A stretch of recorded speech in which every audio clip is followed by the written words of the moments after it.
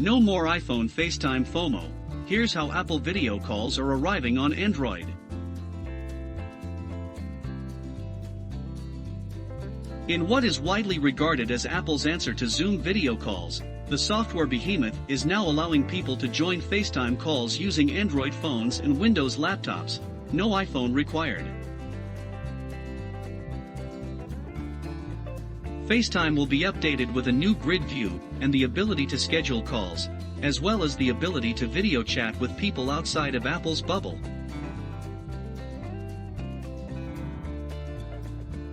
Most people will have to wait until the iOS 15 beta arrives next month, or until the finished iOS 15 product arrives in the fall, to try out FaceTime with Android and Windows users.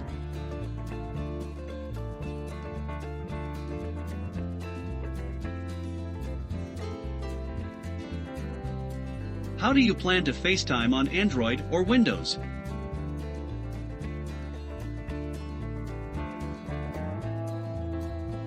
The important thing to remember here is that the FaceTime app will be available for Android and Windows.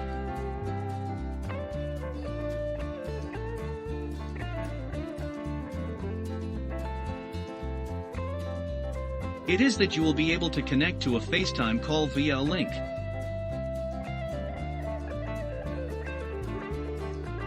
If you own an Android or Windows device, and have a friend or family member who owns an Apple device, they can send you a link to join a FaceTime call via text, email, WhatsApp, or a calendar invite.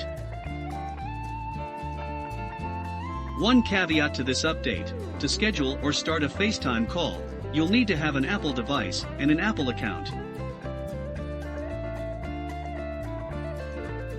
Then, if you don't have an Apple account, you can create a shareable link to invite others, who can join from their browser on Android or Windows devices if they don't have one.